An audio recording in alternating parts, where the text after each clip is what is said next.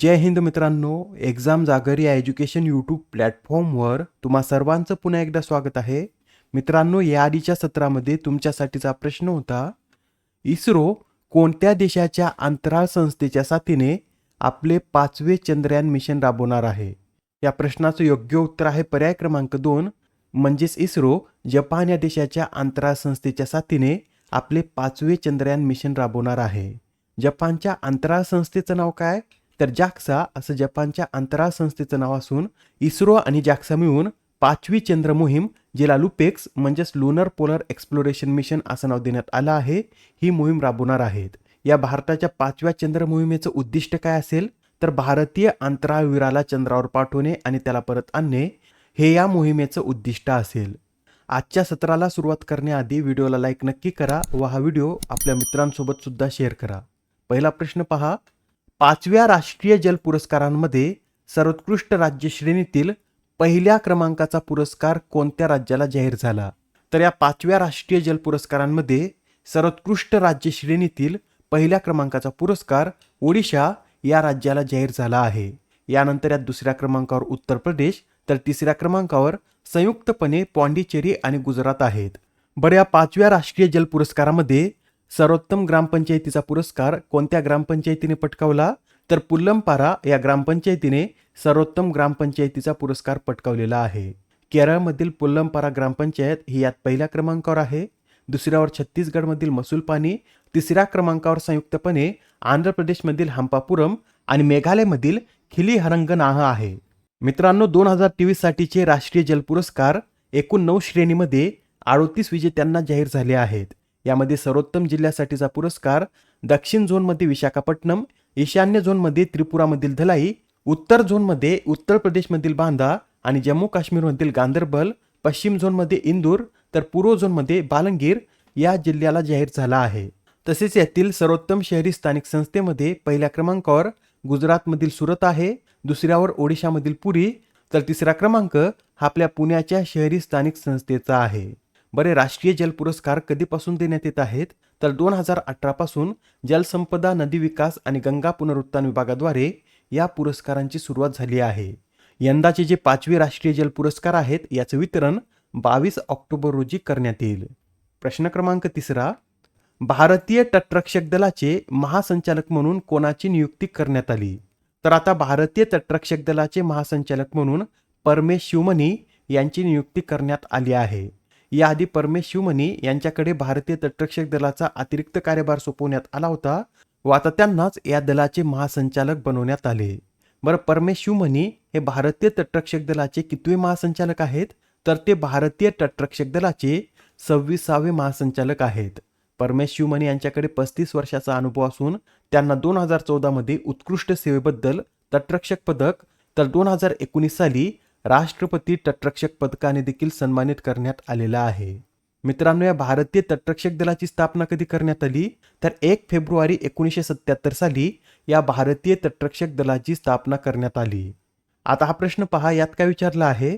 तर पलाऊमध्ये भारताचे राजदूत म्हणून कोणाची नियुक्ती करण्यात आली? तर पलाऊ या देशात भारताचे राजदूत म्हणून हर्षकुमार जैन यांची नियुक्ती करण्यात आली आहे. सध्या हर्षकुमार जैन हे फिलिपिन्स या देशात राजदूत म्हणून कार्यरत आहेत. त्यानंतर ते आता पलाऊमध्ये राजदूत म्हणून कार्य करतील. याआधी हर्षकुमार जैन यांनी युक्रेन, स्लोवाकिया आणि कझाकिस्तान या देशामध्ये भारताचं राजदूत म्हणून कार्य केलं आहे.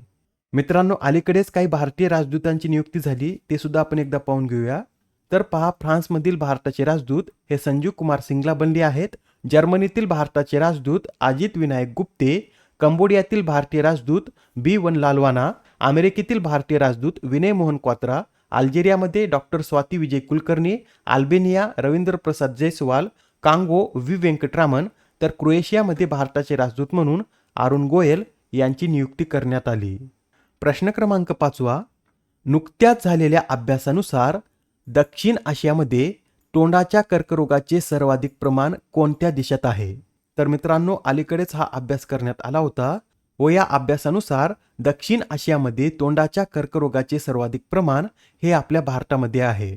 दक्षिण आशियामध्ये एकूण 1,05,500 रुग्णांची नोंद करण्यात आली व या 1,05,500 रुग्णांमध्ये भारतातील 83,400 रुग्णांचा समावेश आहे. त्यानंतर 9,700 रुग्णांसह बांगलादेश, 8,900 रुग्णांसह पाकिस्तान, तर 1,300 रुग्णांसह श्रीलंका या देशाचा क्रमांक लागतो. आणि मित्रांनो, या प्रदेशामध्ये तोंडाचा कर्करोग होण्याचं महत्त्वाचं कारण काय? तर तंबाखू आणि सुपारी यांचं सेवन हे या प्रदेशातील तोंडाच्या कर्करोगाचं महत्त्वाचं कारण आहे. प्रश्न क्रमांक 6. ITU द्वारे आयोजित जागतिक दूरसंचार मानकीकरण असेंब्ली 2024चं आयोजन कोणत्या देशात करण्यात येत आहे? तर या ITU द्वारे आयोजित WTSA म्हणजेच जागतिक दूरसंचार मानकीकरण असेंब्लीचं आयोजन हे आपल्या भारतामध्ये करण्यात येत आहे. याचं उद्घाटन 15 ऑक्टोबर रोजी पंतप्रधान नरेंद्र मोदी यांनी केलं असून ही परिषद 24 ऑक्टोबर पर्यंत चालणार आहे. आणि विशेष म्हणजे या परिषदेचं आयोजन भारतात प्रथमच करण्यात येत आहे. WTSA ही दूरसंचार आणि डिजिटल क्षेत्रांसाठी मानके स्थापित करण्यासाठी आयोजित केली जाणारी एक महत्त्वपूर्ण जागतिक परिषद आहे व या परिषदेचं आयोजन दर 4 वर्षांनी करण्यात येतं. बरं, इथे ITUचा सुद्धा उल्लेख आला आहे. ITU म्हणजे काय? तर इंटरनॅशनल टेलिकम्युनिकेशन युनियन. व या ITUची स्थापना कधी करण्यात आली? तर 17 मे 1865 मध्ये या ITUची स्थापना करण्यात आली व याचं मुख्यालय स्वित्झर्लंडमधील जिनेव्हा येथे स्थित आहे. सध्या या युनियनचे एकूण किती देश सदस्य आहेत? तर 194 देश सध्या या युनियनचे सदस्य आहेत. प्रश्न क्रमांक 7. नुकतेच मुख्य निवडणूक आयुक्त राजीव कुमार यांनी महाराष्ट्र आणि झारखंडमधील निवडणुकांची घोषणा केली. तर महाराष्ट्रात या निवडणुका किती टप्प्यात पार पडणार आहेत? मित्रांनो, महाराष्ट्रात या निवडणुका एकाच टप्प्यात पार पडणार असून महाराष्ट्रातील निवडणुकीचं आयोजन 20 नोव्हेंबर रोजी करण्यात येणार आहे व याचा रिझल्ट 23 नोव्हेंबर रोजी जाहीर करण्यात येईल. बरं, झारखंड या राज्यातील निवडणुका किती टप्प्यात पार पडतील? तर झारखंडमध्ये या निवडणुका 2 टप्प्यात पार पडणार आहेत. महाराष्ट्राच्या विधानसभेत एकूण 288 जागा आहेत, तर झारखंडच्या विधानसभेत एकूण 81 जागा आहेत. आता हा प्रश्न पहा. जम्मू काश्मीरचे नवे मुख्यमंत्री म्हणून 16 ऑक्टोबर रोजी कोण शपथ घेणार आहेत? या प्रश्नाचं योग्य उत्तर आहे पर्याय क्रमांक 3 म्हणजेच उमर अब्दुल्ला हे जम्मू काश्मीरचे नवे मुख्यमंत्री म्हणून 16 ऑक्टोबर रोजी शपथ घेतील. 2019 मध्ये जम्मू काश्मीरला केंद्रशासित प्रदेशाचा दर्जा देण्यात आल्यानंतरचे उमर अब्दुल्ला हे जम्मू काश्मीरचे पहिलेच मुख्यमंत्री असतील. आता तब्बल 6 वर्षांनी जम्मू काश्मीरमधील राष्ट्रपती शासन हटवून तेथे सरकार स्थापन करण्यात येत आहे. हे जे उमर अब्दुल्ला आहेत हे जम्मू काश्मीर नॅशनल कॉन्फरन्स पक्षाचे नेते असून ते या निवडणुकीत बडगाम व गांदरबल या 2 मतदारसंघातून निवडून आले आहेत. त्यांच्या पक्षाने एकूण किती जागा जिंकल्या? तर त्यांच्या पक्षाने एकूण 42 जागा जिंकलेल्या आहेत. आणि मित्रांनो, एक्झाममध्ये जर असं विचारलं की जम्मू काश्मीरमध्ये टक्केवारीच्या प्रमाणात सर्वाधिक मते हे कोणत्या पक्षाला मिळाले? तर टक्केवारीमध्ये सर्वाधिक मते ही BJPला मिळालेली आहेत. BJPला जम्मू काश्मीरमध्ये 25.64% मते मिळाली आहेत व BJPने या निवडणुकीत एकूण 29 जागा जिंकल्या. तर नॅशनल कॉन्फरन्स पक्षाला या निवडणुकीत एकूण 23.43% मते मिळाली आहेत. प्रश्न क्रमांक 9. 2025 मधील ISSF ज्युनियर विश्वचषकाचं आयोजन कोठे करण्यात येणार आहे? तर 2025 मधील ISSF ज्युनियर विश्वचषकाचं आयोजन हे आपल्या भारतामध्ये करण्यात येणार असून नुकतीच ही घोषणा ISSFचे अध्यक्ष लुसियानो रॉसी यांनी केली आहे. बरं, या ISSFचं फुल फॉर्म काय आहे? तर इंटरनॅशनल शूटिंग स्पोर्ट फेडरेशन असे याचं पूर्ण स्वरूप असून याची स्थापना 1907 मध्ये करण्यात आली होती व याचं मुख्यालय जर्मनीमधील म्युनिच येथे आहे.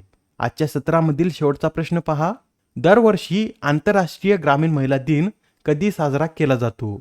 तर हा जो आंतरराष्ट्रीय ग्रामीण महिला दिन आहे हा दरवर्षी 15 ऑक्टोबर रोजी साजरा केला जातो आणि हा दिवस साजरा करण्याची घोषणा 2007 मध्ये संयुक्त राष्ट्राच्या आमसभेने केली होती व हा दिवस पहिल्यांदा 2008 मध्ये साजरा करण्यात आला होता. आजच्या सत्रामधील तुमच्यासाठीचा प्रश्न पहा. कोणत्या देशाची संसद ही इंटर पार्लिमेंटरी युनियनची 181वी सदस्य बनली आहे? आता या प्रश्नाचं उत्तर कमेंटमध्ये देण्याचा प्रयत्न करा. उत्तर चुकलं तरी काय हरकत नाही, कारण ज्यावेळेस तुम्हाला या प्रश्नाचं योग्य उत्तर माहीत होतं त्यावेळेस हा प्रश्न तुमच्या दीर्घकाळापर्यंत लक्षात राहतो. तर आता पुढच्या सत्रामध्ये पुन्हा भेटूया. धन्यवाद.